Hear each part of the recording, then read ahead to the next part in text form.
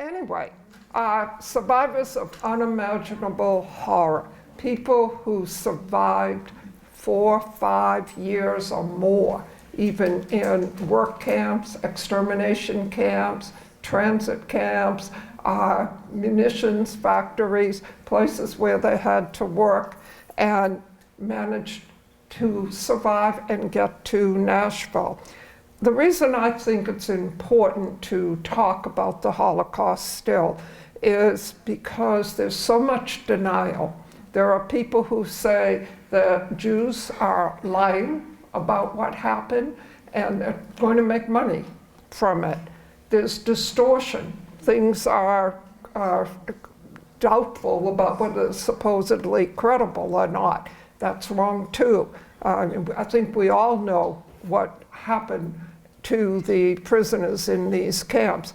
And now there's Holocaust game playing. See if you can beat the Nazis. There's a game that's very popular in France, and you have this option if you're a young person and like these games, which I've never played because I'm not young, and my kids did, and it's out there too. How many camps do you think there were? Just, yeah, see you shaking your head. These are the ones most of us have heard of. They're the very big camps. But if you Google that when you get home, you'll find that there's somewhere between 20 and 40,000 camps. I know you can't even begin to comprehend that, but just whatever could be used was used for a while. And there's no exact record of these smaller places. There is, however, a record of the bigger camps, and these you've basically heard of. Notice you have 9 in Germany and 9 in Poland, basically extermination camps. Ravensbrück was for women only, but all the rest were for both, and of course you know what happened. So many people were exterminated there. The Ukrainians didn't like the Jews, and they only had one, but they were miserable to the Jews. And oftentimes, like in Latvia, Jews were just lined up on the edge of a ditch and shot from the back to fall into the ditch and be buried by other Jews who had to do that. Austria only had one, but it was a full-fledged extermination camp, not too far from where Hitler had come from. France, who has never liked the Jews, I know some of you might be offended by that. In fact, I argued with a teaching colleague of mine one time. I maintained that the further east you went, the worse the anti-Semitism got. And he said, no, the worst anti-Semitism was in France. And we've certainly seen that in recent years with attacks on Jews and devastation of the cemeteries and so forth. Czechoslovakia was no friend, nor was the Netherlands. The first person I'm going to tell you about is Rosemary May. She was born in Germany in 1929. At the age of 6, she was not allowed to go to school. And so a synagogue teacher began teaching the Jewish kids in a synagogue. Then came Kristallnacht, Night of the Broken Glass, on November 9th, 1938. Incidentally, years later, November 9th was when the wall came down in Berlin. You might remember that. So Kristallnacht happens. They destroy synagogues. They destroy the businesses of Jewish people. And they take many of the men to the various camps that they already had set up in Germany, the biggest one being Dachau. Right after that, they were able to buy their father out of Dachau, and the family went to Holland. Holland wasn't happy about this because they had so many refugees from Germany that were flooding in and obviously wanting to be rescued there. What were they going to do with them all? They didn't have places for them. Sort of like what's happened in this country with immigration. Immigration always seems to be a problem. But what happened is they built a camp that became a transit camp, actually, Westerbork. Rosemary was very musical, and she was excellent at languages by the time she got there. She was third grade when she got there. So Rosemary was given the job of reading these names, and that was to deport others that the Dutch were also helping the Germans deport. Now remember, the Germans had taken over Holland when the May family, or Kramer family actually was the name, when the Kramer family went to Holland, it was not yet under German control. At one point, Rosemary was in a cell for 3 days with Anne Frank. And that is Anne Frank in the center there. By this time it's 1944, so Rosemary and her family had managed to stay together for some time, but that didn't last long. They started deporting much more readily at this point. Initially, the trains only came every 2 weeks, but then they started removing them. Anne Frank went to Bergen-Belsen and she died of, I believe, typhus there. Rosemary went to Theresienstadt. Theresienstadt was a show camp. It was the one that the Germans allowed to come in and check for conditions and so forth. But before she got to Theresienstadt, as I said, she was in Westerbork. Her family actually participated in building this camp because they were one of the first people there. And this was the camp. People in lines, not very good food, no freedom to leave the area at all.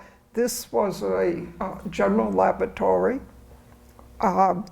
Again, toilet facilities and washing facilities were very, very poor. So when Rosemary gets to Theresienstadt, she's already a very adept seamstress. So she's able to do that amidst these older women who were put to work making uniforms and things for the offices and their wives and so forth. And then she also was musical, as I said, and so she got to play her violin in the evening where they had evening entertainment, supposedly. Of course, they only had the entertainment when the Red Cross was there to check on things. Otherwise, it was not a place any of us would want to be. And at the opera, they had a Stehplatz. A Stehplatz, anybody know what that is? A standing place at the opera. But anyway, that was supposedly for everybody. This was a fine cultural place you were to take away the thought with. Rosemary managed to carry her prized music books through the entire Holocaust with her. Unfortunately, she died quite young. She died at 69 here in Nashville. And her family donated these books to the Blair School of Music. They actually can be seen there. Before Rosemary died, with her seamstress skills, she was able to make 8 Torah covers. She made it for her husband, whom she met in a displaced persons camp. His name was Max May.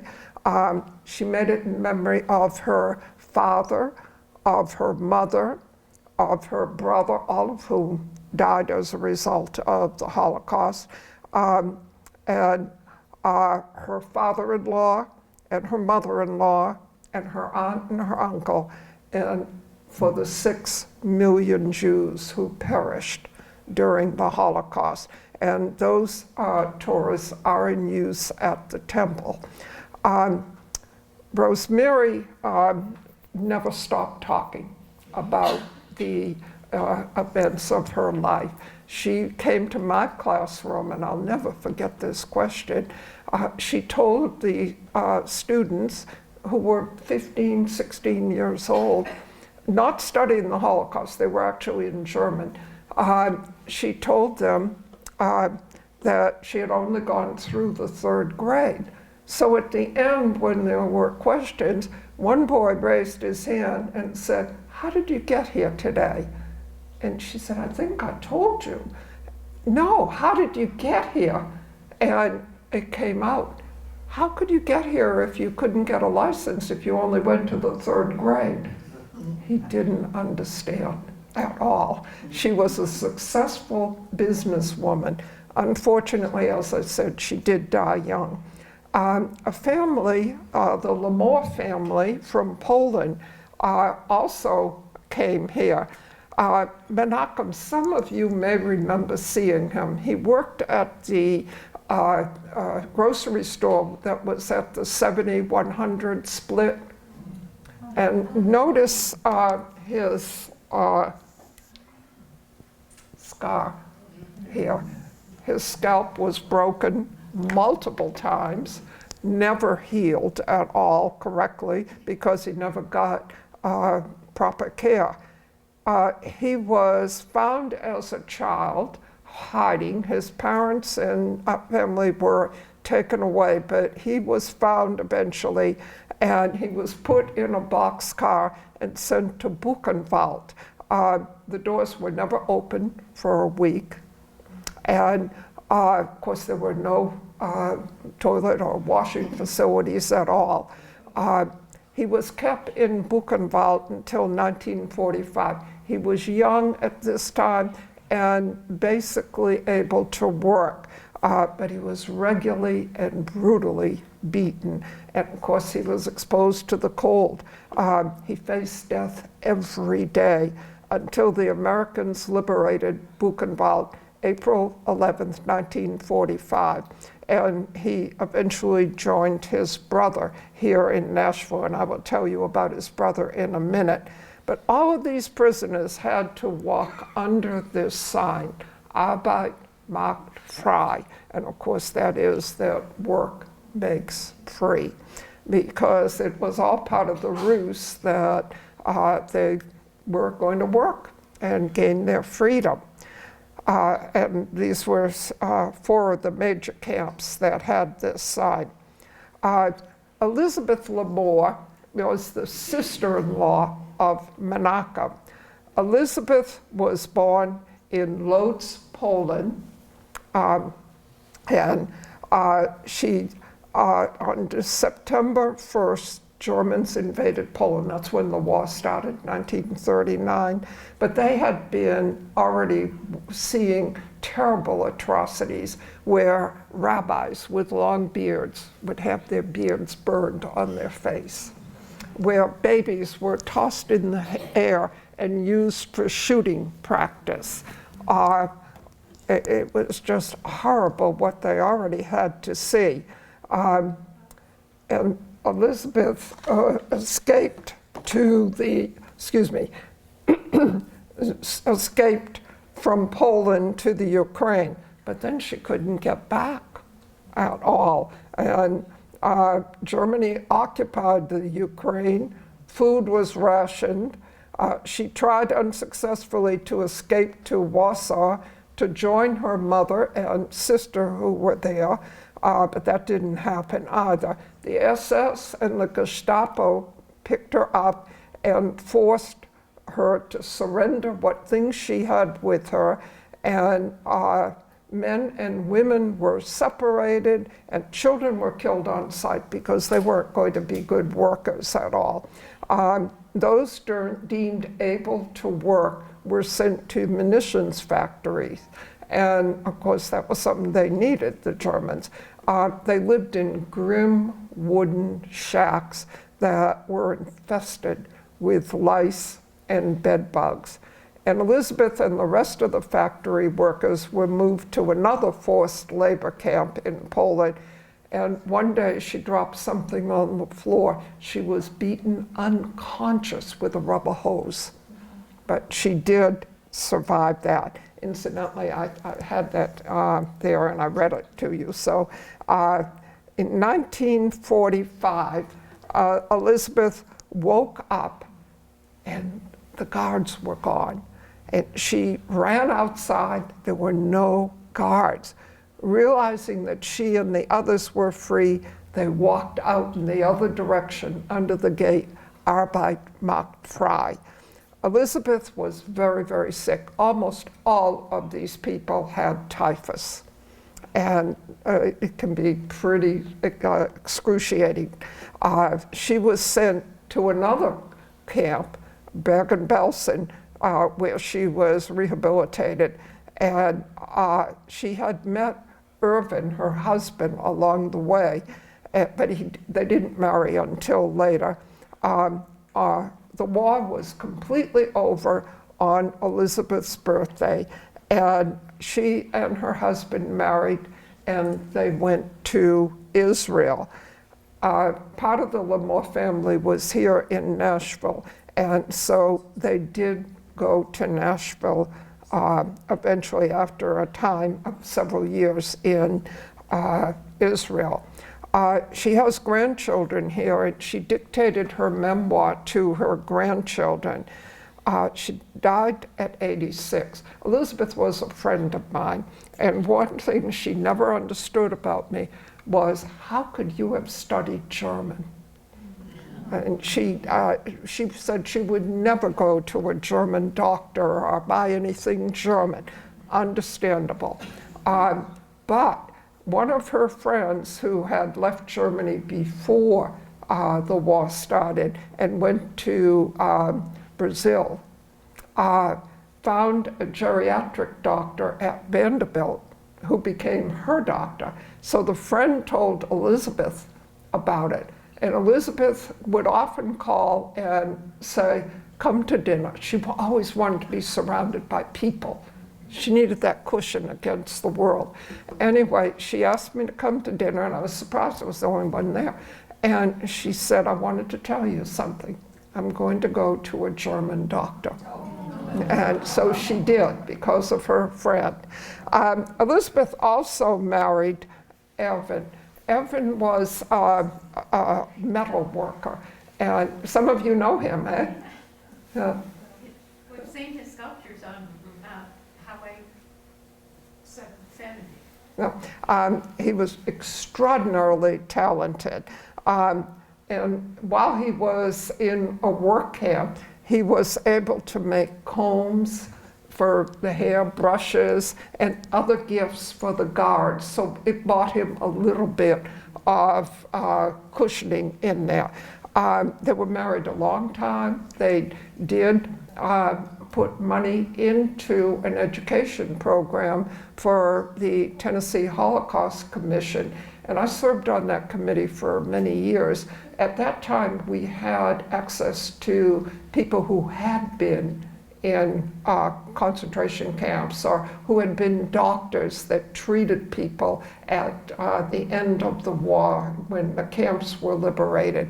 And so we had a lot of people. But let me back up a little bit and show you some of the very delicate art that Irvin could make. Like this was in their house. I took these pictures in their house. A wall mural depicting the rescued Moses in the River Nile, and the parting of the Red Sea. But this is my all-time favorite picture, which he made. He spent a couple of years in Israel, and of course he was in the army. He portrays here two alert soldiers under a full moon in a heaven that has 6 pointed stars. You know, the Jewish religion is basically predicated on the lunar calendar, so it's very, very important in Judaism. Anyway, like I said, they left quite a heritage, including being part of who pushed to have a Nashville Holocaust Memorial at the JCC. And I'll talk more about that later. Now here's a man who was lucky to get out, and he got out early. He underwent a lot of taunting and terrible things said to him in Germany, but he was able to get out on the Kinder transport. This was a rescue operation that the British ran. In the 9 months before the war began, they rescued 10,000 children out of Germany, and Fred was one of them. Now, he has a backstory. His uncle was Walter Westpheld. Walter Westpheld was an art dealer, very fine paintings. And he had an El Greco that Hitler wanted, and Hitler got it. And Walter was tortured and killed. And whatever happened to the rest of the artwork?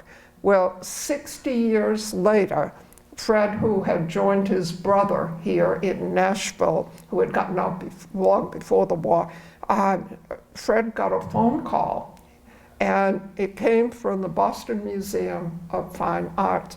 I don't know that much about art, but I know Provence is very important. And this was traced back to his father, uncle rather. And he went to court over all this, and the case was dismissed. And the Germans dismissed it, and so he put it in circuit court here, because this is where he lived. But circuit court here couldn't really sue a nation in Europe. Not going to happen. Anyway, here's a picture of the Kinder transport. All kinds of children went to Germany, and like Fred and another I'm going to tell you about, they went on to the United States, some of them. This was the opinion of Boyce Martin, who was in the circuit court here in Nashville, and he indicates that Westpheld had attempted to remove his art collection to Tennessee, but he couldn't do so. Nazi officials seized it. The district court granted Germany's motion to dismiss because they couldn't sue a nation in Europe. It was a district court here in Nashville. Didn't work, unfortunately. A person who was a neighbor on my street, Eric and Eva Rosenfeld. Eric came from a family that lived in Seeheim, Germany, and his family had been there for 4 centuries. Oh, women can't see that, can you? I don't know how to do that. Anyway, you can see most of it. And when he no longer could go to school in Seeheim, his family sent him to Frankfurt to an orphan house where things were not bad. It was run by a very caring couple. It wasn't like little orphan Annie with the terrible dead mother or whatever you call her. Anyway, he went there and he had the opportunity to get on the Kinder transport.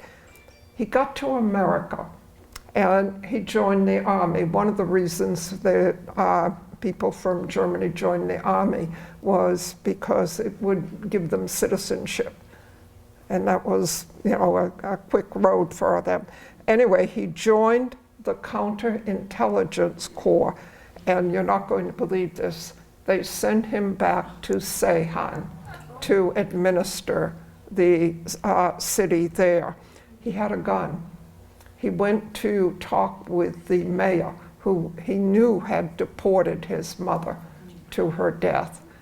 And he talked with him. He could have shot him. but he didn't. He always told students, I couldn't sink that low.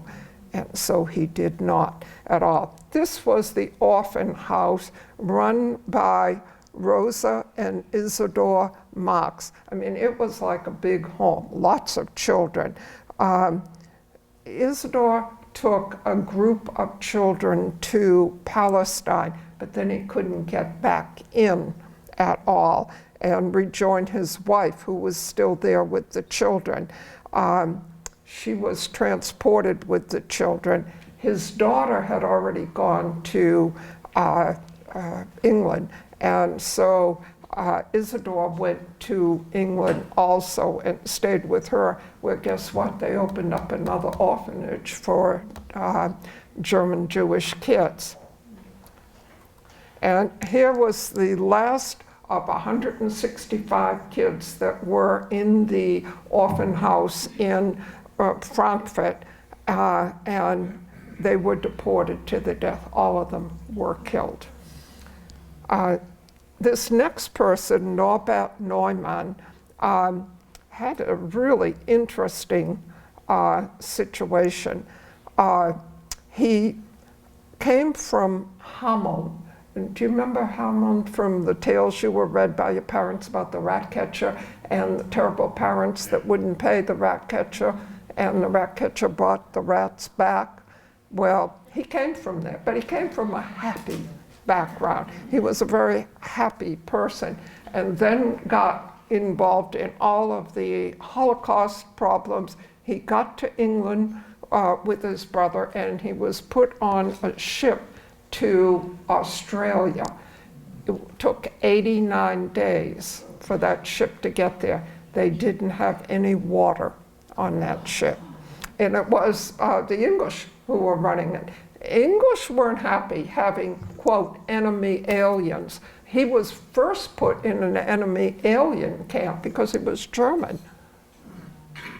German Jew, but German. Anyway, I want you to notice his passport. Look up there at the top. All the Jewish passports were stamped with a J, so it almost made it impossible to get out of Germany under any pretext if you didn't have a picture that matched at all. He married Esther. Esther was the daughter of the couple that ran the orphan house in Frankfurt, and he was offered a job in Nashville. That's what drew him and Esther to Nashville. She died before he did, and when he died, left his house to Israel, to the state of Israel. Now, more neighbors of mine, Eva and Eric Rosenfeld. Eric, I've already told you about. He got out on the kinder transport. He was the one who came back as an army officer and was able to confront the mayor. Well, Eva came from northern East Germany. And incidentally, the photo by Robert Heller, the credits you're seeing on these pictures, the Tennessee Holocaust Commission published a book called Living On a number of years ago, and Robert Heller was the photographer. And so the book was put together. It's purchasable. I'm sure it's in the library at downtown for sure. And Eva had quite a story. Her story was quite different from others, though. Eva was unable to go to school right around the time that she turned 6, and so she was home taught for a while, and her parents had the opportunity to flee to Italy.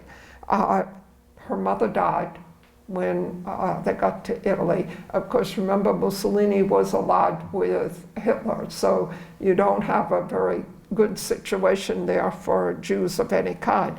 They were encamped near a town. And this was her picture, the one on the right, when she was in that camp. Both parents had died, And at the end of the war, the Americans said, maybe we ought to help some of these German Jews. And so they made one ship available, taking about 800 people to barracks in Fort Ontario. You probably read about this or heard about this. It was cold, it was miserable. They didn't like it very much. And she didn't stay all that long there because she met her husband, Eric. Eric and Ava got married in New York in 1950, and eventually he took a job here in Nashville. Here's Ava talking to a group I was in with a woman who was basically her ghostwriter.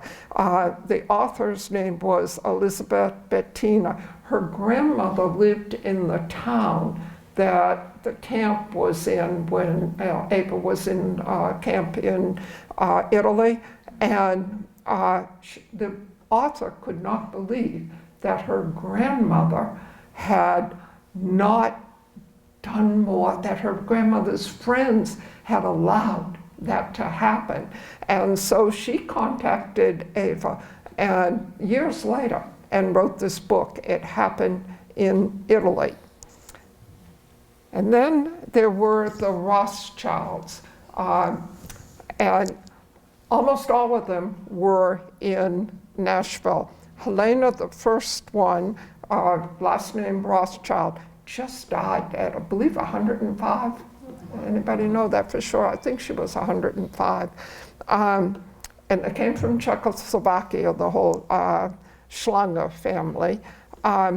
Aaron Schlanger, whose name is inbred, and Wilhelm Schlanger, also inbred, were still in Czechoslovakia, along with 4 sisters and 2 parents. And of course, you know this is coming. They're all picked up, and they're taken to a camp, and that's, here I'll go to the next, and you can read it with me.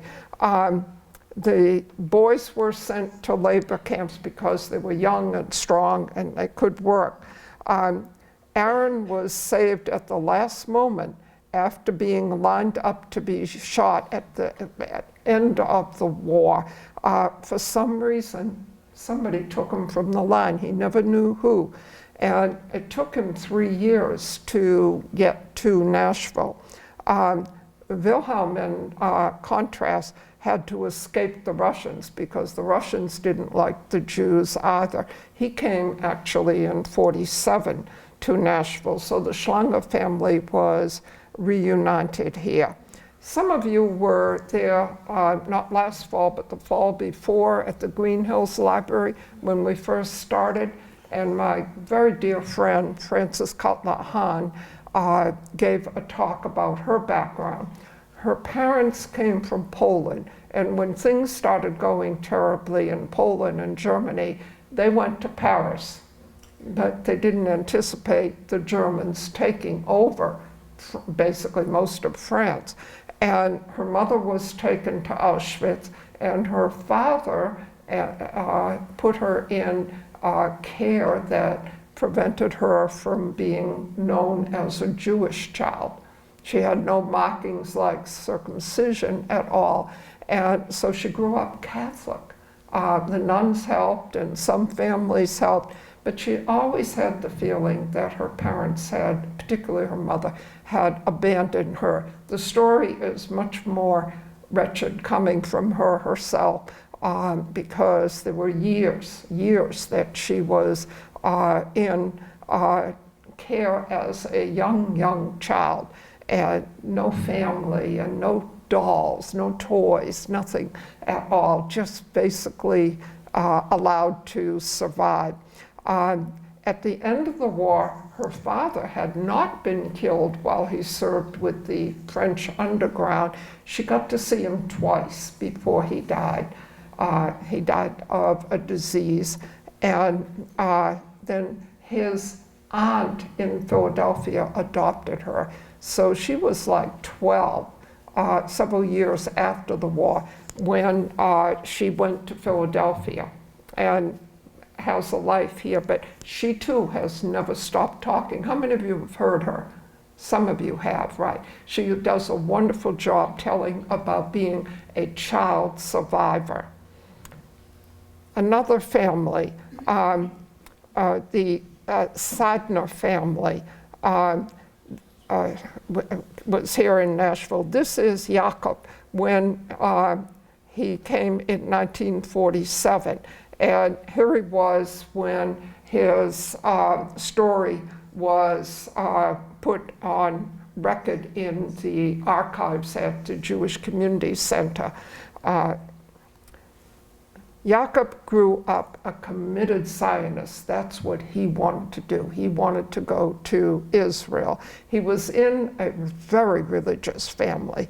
But then the Russians came, and then the Germans came. And he was put with his parents and siblings in a sugar factory with approximately 14,000 other Jews. And one of the things that the Germans did, unfortunately, so well were death marches. They marched 14,000 Jews to the Polish border, which was only about 20 miles, but then they turned them around and marched them back to the sugar factory and locked them up again.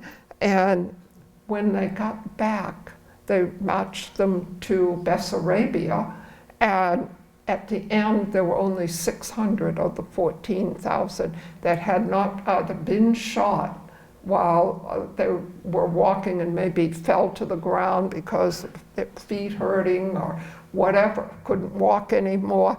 They just shot them from behind. So for 4 years, Jakob had no shoes at all, no shirt, just a pair of pants and a jacket. Is that mine? No.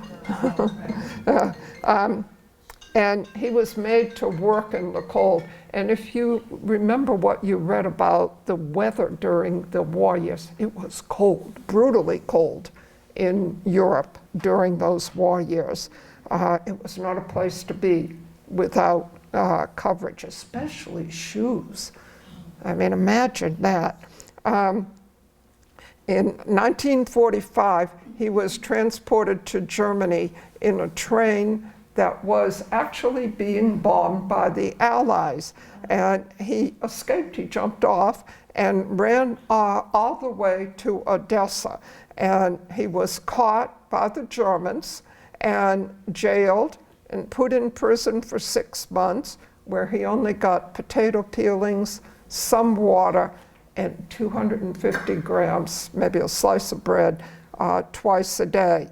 But he managed to escape again, and he was helped by Jewish agencies to get to Belgrade, where he married, and he and his wife waited 9 years to get a visa from the Americans, and he had family in America. The Americans didn't really want immigrants. You know what happened in 1924? They came up with an idea that they would base immigration by country based on the number of immigrants that had come in at a certain time. And they had mostly Germans that could have come in, but they didn't really allow the Germans. Now, I'm going to go on record as saying this. I am one person who does not like Cordell Hull. Cordell Hull was the Secretary of State, and he had people working for him in the office, which he didn't administer very well. He had people working for him who were anti-Semites, and so they did everything they could to prevent German Jews from coming in. Who knows, we might have had a cure for cancer, we might have had another symphony, we might have had just many things that could have helped humanity if that had not been the case. Unfortunately, Roosevelt let it be. Now, when Roosevelt was running for his 3rd term, Cordell Hull went to him and said, if you let the St. Louis ship dock here at all, then I will make sure that you get no Democratic votes in the South. And for this, Cordell Hull, who took the whole idea of the League of Nations and transported it to the notion of the United Nations, got the Nobel Peace Prize. And I just, my blood curdles when I hear anything about Cordell Hull Lake or anything else. He is certainly not one of my favorite people in history at all. Here are two sisters, and there are another couple of sisters who managed to stay together. Let me share this with you. They were born in Czechoslovakia. Sarah, the first one you saw, when they decreed that the Jews all had to wear yellow stars, her friends, who were no longer her friends, taunted her, and she was shunned and mocked by all. The family was rounded up, kept in a barracks for a year, and then sent in 1943 to Auschwitz. She endured a clubbing of about 25 blows to her head for picking up a potato peel to eat off the floor. The sisters were kept alive, however, to work in Stutthof, and they were able to volunteer to do heavy construction in Danzig, including building an airport. And they poured concrete to build that airport. They dug bunkers and they buried bodies. At the end of the year, they were made to march with approximately 800 others, and they had to sleep in the snow. The intent was to put them on a boat when they got to the destination and then sink it. But the Russians liberated them. But the Russians, you know from stories, particularly about Berlin, the Russians didn't spare women at all. They raped them. And I don't know that that happened. I will say this, that and it's been a long time since I've watched them, the archives at the Jewish Community Center has all these recorded. They were recorded by the National Council of Jewish Women. Anyway, she met Jakob Schneider in Bucharest and married him. And this was a couple that had to wait 9 years to get a visa to come to the United States because they just weren't given it. Leah, her sister, was taunted with, Jew, the devil is after you, and they would chase them. The sister managed to stay, two sisters managed to stay together, but had to watch their parents put in the line to be gassed at Auschwitz. 11 girls would share one bunk. They worked round the clock. I mean, I'm talking 12-hour shifts. So half would sleep and half would work. But they both worked in a soap factory where they made soap from, you know, whose fat? Pure Jewish fat, just like the hair that was used to stuff things. They both survived the march, and Leah came to Nashville also. Esther Loeb, any of you knew her? Nobody? Esther was one who spoke a great deal about her experiences, different from most people. She lived in Poland. She watched horrible things, like I told you earlier, burning the rabbis' beards and shooting children. She even saw the Jews allowed to go to 2 synagogues in the town where she lived, and they locked the doors and set the synagogues on fire with the Jews in it. That's the sort of techniques they used. It's horrible. She was lighting a candle at the Yom HaShoah service at the Gordon Jewish Community Center. Some of you may know that today, April 18th, and this was not something I planned, it just happened. Today is Yom HaShoah, Holocaust Remembrance Day, and it is marking the uprising of the Jews in Warsaw. And this was a photograph by someone at the Tennessean. Anyway, the family, both girls, you will meet Regina, her sister. Regina and Esther fled with the parents, her mother pregnant, to Russia. They were sent to Siberia. It was terribly cold there. And her father died of starvation, as did the baby when he was born. The baby couldn't be named because he hadn't been circumcised. There wasn't the correct situation to circumcise him. It was a very tragic situation.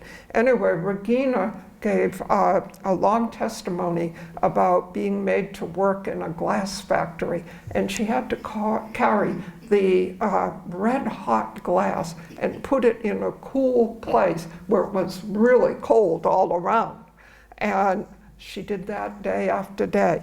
They ended up, when they were liberated, in a displaced persons camp in Germany. And her mother, who was widowed at that point, married a man, and they came here to Nashville. So that's how the sisters got here, and I never knew the mother at all. Some of you may know this man. How many of you rode the carousel at Harvey's when you were kids? Yeah, I'm seeing that. He was the man who made it work for parents. I know I left my daughter there in 1969. And he was the one who did that. His wife, Gerda, was a seamstress at Rich Swartz. Remember that? Rich Swartz? And here's my good friend, Sally. Sally will be 102 in about 3 weeks, on May 21st.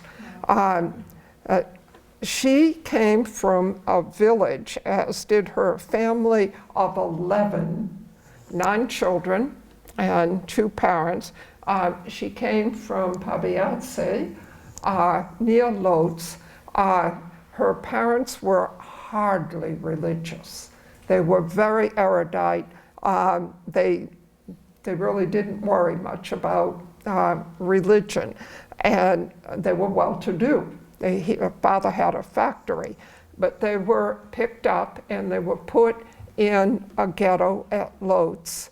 And her father was capable of building things, and so he built a false wall. And all 9 children and the 2 parents could hide behind that wall if they stood stick straight when the Nazis came and they didn't find anything. But then things changed. They did get found, and some of the family was just exterminated right on the spot. And some managed to be kept alive because they were able to work. That was something that was very important. If they looked like they could work, they had a chance of surviving. This is a picture that was taken in the late 80s. On the extreme left, you have Rachel. Rachel is the one who had a baby at the end of the war, and I'll tell you more about that in a moment. Sally will not talk about her experiences. I do know that she was extraordinarily sick at the end of the war because of typhus, which really took a lot of lives. And then the other sister, Esther. But it's Rachel's story I really want to tell you about. Rachel was 18 when she married a man named Monique. and he was very well-to-do, and they ended up in the ghetto together, and he was not sent when they were found. She never knew what happened to him, never knew. But Rachel was sent to Auschwitz. And as I told you with some others, they had the opportunity to work because they were young. 4 sisters managed to survive all of that, and 1 brother, but he lost an eye that was taken from him. There's a book that's available at the Bellevue Library called Born Survivors, and it tells the story not only of Rachel, but 2 other women who had the 2 children at the bottom. Rachel had her child at the very end of the war, and this is when the guards were getting very concerned about themselves, that they would be picked up by the Russians, and they wanted to get out of there. Rachel and the family, the 4 girls, had been sent to Dresden. And remember Slaughterhouse 5? It was being bombed dramatically then.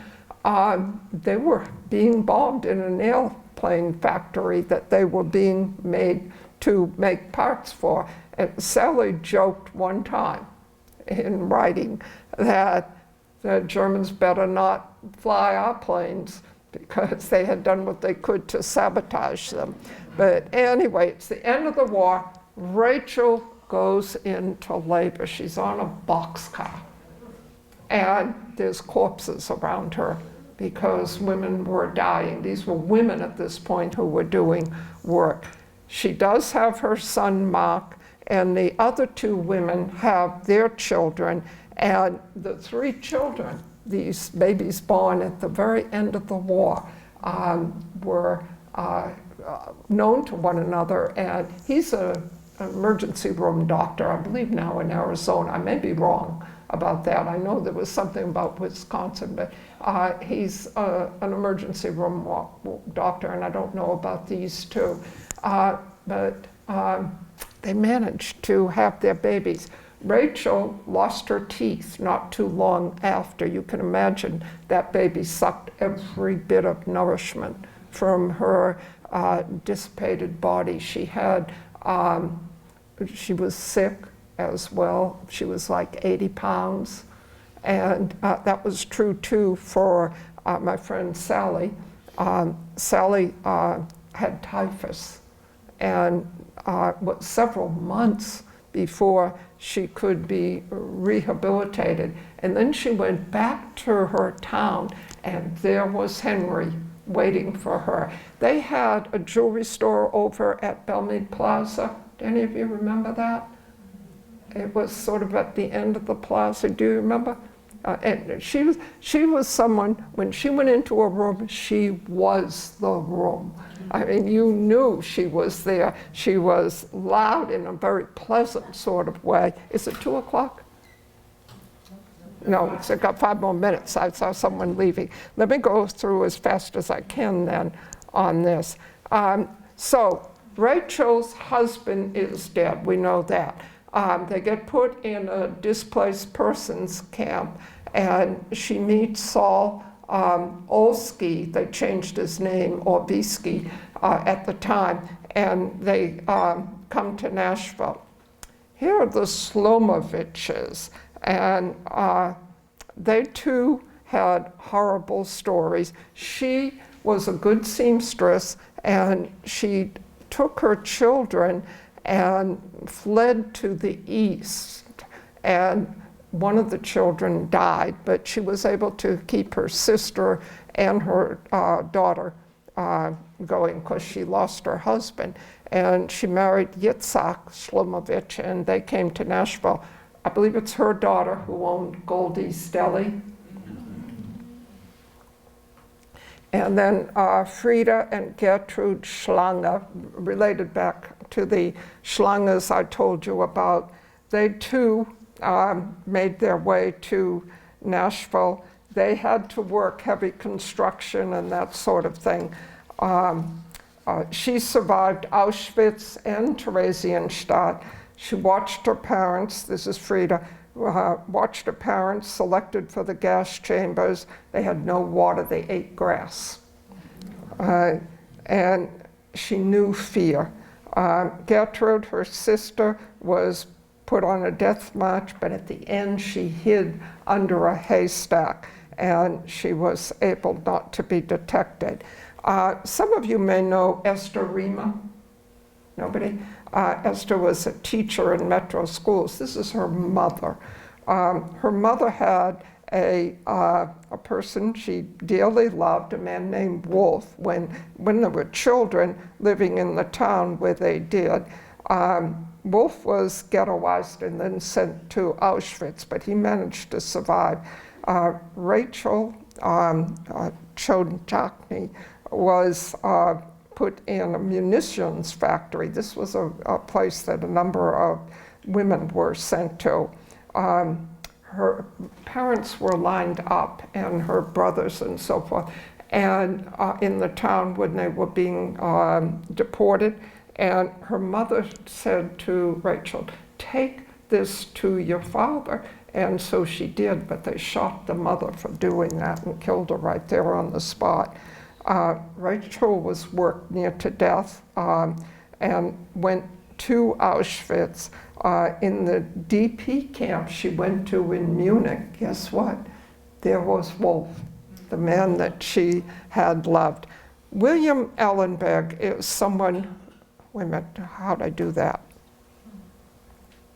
Wait a minute.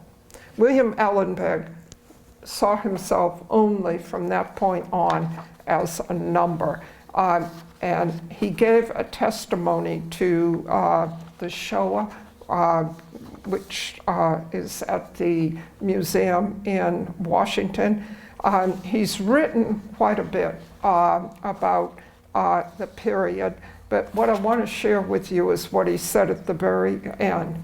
We must realize that all over the world there are groups that would do the same if organized, including in the USA. And that he said in '96 when he gave his testimony to the Shoah. And don't we see it happening? And what's enabling it is social media. And the white nationalists and so forth, all of that is happening all too much. And very quick introduction to Esther. Esther got somebody else's identity. She was given a Catholic girl, a Polish girl, because she spoke perfect Polish. If you look at her eyes, she has blue eyes. She doesn't have brown eyes. So she was somewhat able to get away with being a Pole. And she worked on serving Nazi officers in a store where they came to get supplies and things. And she ultimately was able to get here to the United States. And Steven Spielberg interviewed her. Here's a Russian refugee that came during Glasnost here in Nashville, and I knew her. She was a lovely lady, and she was shot through the shoulder by a Ukrainian guard who was trying to rape her sister. She tried to stop the rape, and he just took his gun and shot it through the shoulder, and she still had the bullet in her shoulder. She was sent with her sister to East Germany, and they had to work there. They were Russian, but they were Jewish too, and somehow they got away with working in East Germany. Many of you probably have known Rabbi Shifton, who's very much still in town and involved in some interesting things with the Belmont College. Anyway, Edith Shifton grew up a very happy child in Vienna, and then came the Anschluss in Austria when Hitler took over Austria, and her family fled after her father got out of being held at one of the camps. And they fled to Italy and then to Shanghai. And they were there for years when the Germans convinced the Japanese to not let these German Jews live so well, that they needed to be ghettoized in Shanghai, and so they were. She managed to live through all those years, and life went on, and she met her husband, I've forgotten what his first name is, Shifton, and they chose to go to San Francisco. But her parents survived all those years, and they went back to Vienna. I don't know that I would have made that choice. And here is Aranka.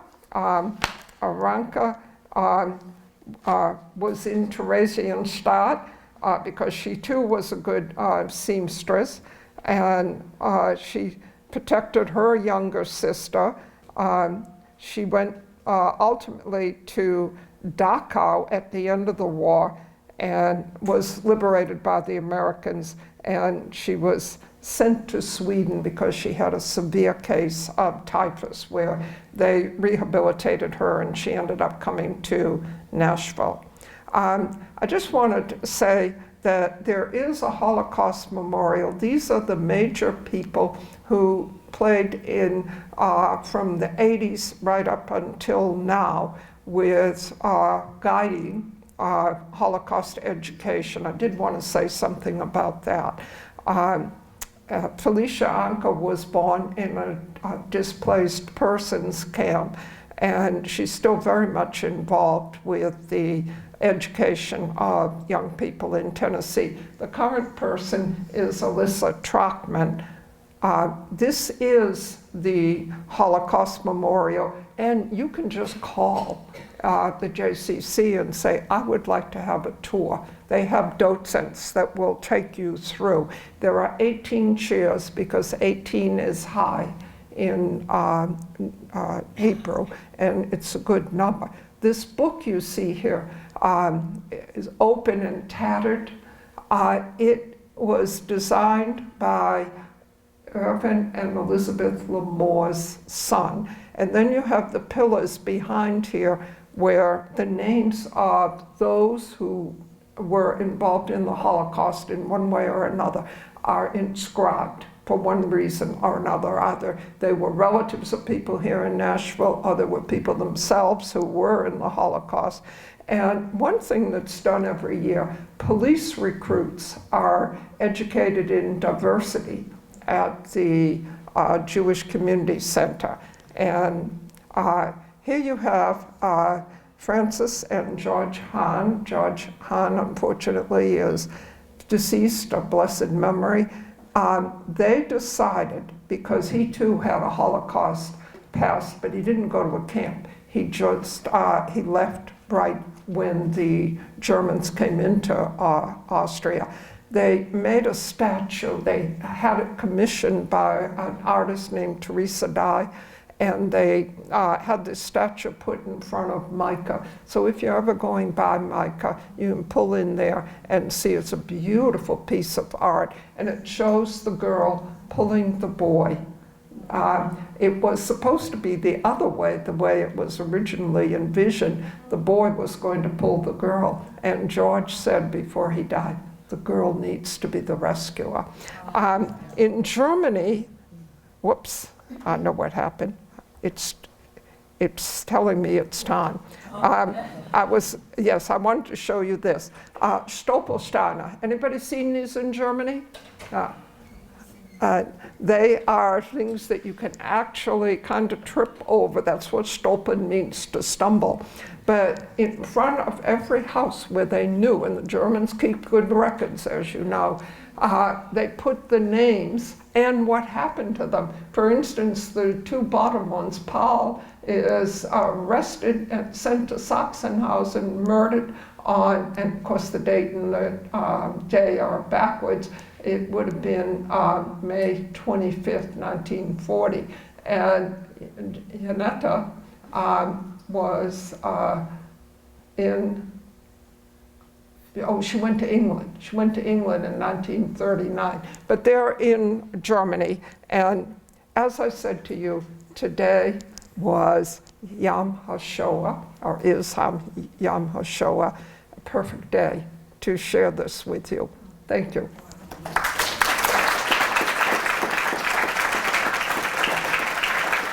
If you have any questions, I'll still be here. Yeah. Where is the memorial? Oh, it's at the JCC. And where is that? Uh, We're new to town. The JCC is going toward Bellevue. Okay. Okay. If you Google it, What road? Highway 70. Okay. Yeah. Could you get us a tour? Pardon? Could you get us a tour? Yes, I could, but you could do it too at time that, no, I mean, if you just call, they have docents. They have, you know, there was some vandalism to the memorial a couple of times. And so it directed their attention again to it. And so they have really wrapped a good program of docents around it. I mean, I could, but you could to suit your schedule. We just want to hear your story. Well, yeah. Yeah, were any of these individuals here as a result of the efforts of Mortimer May? Well, that's different. That was before the war began. That's the difference. You said, you know, some people came here because a brother was here. Right, that's definitely true too. But I have a whole chapter in the book, Shalom Nashville, about the refugees who came before the war. These were all people who came after the war and have a different story to tell. Almost all of the ones who came before the war had the same story about being taunted and mistreated and so forth. But, and many of them came with the help of the Mays. 51 people came to Nashville as a result of the Mays giving them a letter that would give them support here. The Mays couldn't pay for them because they had to pay in Germany. And they had to get in line. And sometimes they had to wait 1, 2, 3 years for a visa. This is all part of the American attitude about immigrants. You know, we have this wonderful Statue of Liberty. What a joke. What a joke when you look at the way Americans looked at immigrants. This is really sad. Yes? I see that there are docent-led tours during Hashoah now until the 23rd, Right, and they prefer that you get a reservation, right. and so. Right. Just call. The Jewish community said that maybe you better put Gordon in front of it when you put it in because it is named after someone. Yes? We were told in Germany when we were there on the tour that those, I can't pronounce it, Stoppelsteine? markers, that those are, a lot of those, and the government put some, I think, but now, it's, you can pay to have the, I think it's a couple $100, and they'll, if you've got documentation where somebody lived, you can pay to have one made. The artist will make them, but it's Right. continues to be done, and there's more and more being placed all the time. The Germans in general are remorseful. This generation for sure, my generation and the one behind me, they're sorry that these things happened. They're very involved with Israel, as you know. Mostly that's so, but then you have others that are not. My sister actually was doing some genealogical research, and somebody told her if you go to a medium-sized small town in Germany, they said you just got to find the guy. There's always, if you go to the Historical Society and ask about the guy, there's always a guy who was old enough to have been alive during the war, too young to have served in it, and who has taken it upon himself as a penance of sort to know and remember the Jewish community that's vanished from his town. And she spent time talking to several of those guys, and it was sort of a really moving experience for her. You know, it's interesting because the Tennessee Holocaust Commission had a French priest, a Catholic priest, speak. At least one person was here. I know because I sat next door, yeah. And he spoke about people who didn't help, who watched it happen. And you have to just decide, would you have helped? Yes. Is Harry Weiss, was he a Holocaust? I believe he came before. He was the man in the boot business. Yes. Yes. I I knew believe very they well. were refugees that came before. Ah, Yeah. But I knew him and his wife well. Yes. You mentioned that your friend said she didn't know how you could teach German. When I was looking at an old Hume Bob annual, an advent there, they had suspended teaching German Yes. and the German clubs during the war. Do you know that German was just about wiped out of every curriculum at World War I? That's when they had the horrible names like Heinies and so forth. It took a long while to rebuild German, and it didn't go away during World War II. But it did during World War I. They hated the Germans, the Huns. Well, thank you. Thank you all for coming.